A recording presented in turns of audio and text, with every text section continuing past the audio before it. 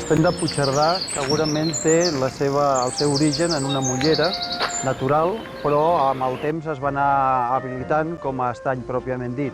El primer document és del 1260 i durant diversos segles a Puigcerdà li va ser útil com a lloc d'on treure pesca, gel, etc. Però a partir d'un cert moment, sobretot de finals del segle XIX i principis del XX, en instal·lar-se la població barcelonina d'intel·lectuals i polítics que venien a l'estiu, va agafar un caire lúdic, que és el que actualment, entre altres coses, en gaudim, a part també d'una font important d'aigua, de reserva d'aigua.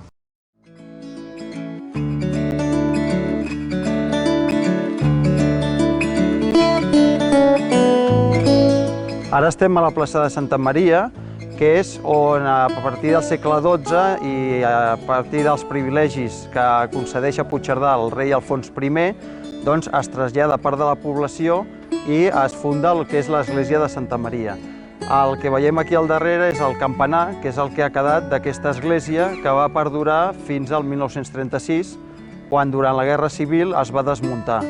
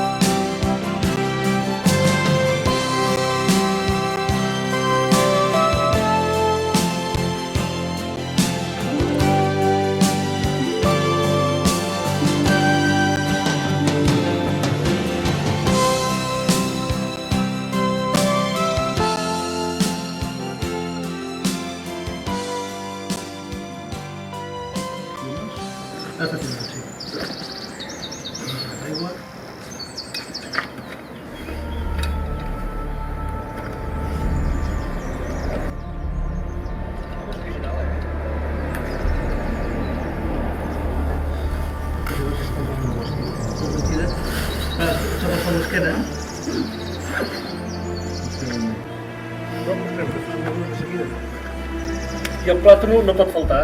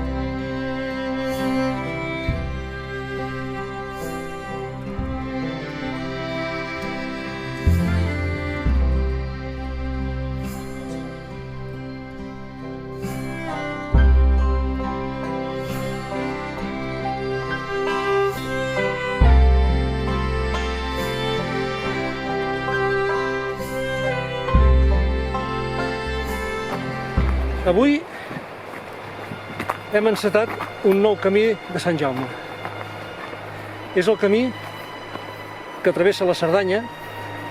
Hem anat des de Llívia, dic hem anat perquè estem arribant, de Llívia a Martinet. Ens surten uns 36 quilòmetres. Avui he tingut la companyia de l'amic Jaume. Hem pogut fer l'etapa junts, hem agafat un dia molt bo, un camí molt maco, molt interessant. I en principi, aquí a Martinet, ara ens cal estudiar si té continuació cap a la Seu d'Urgell o no. Però això serà una altra història. Un camí molt maco.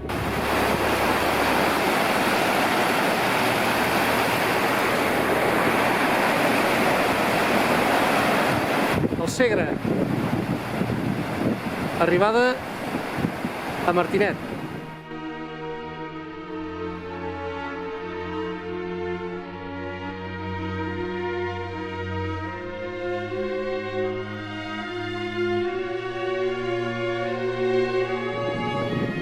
Martinet.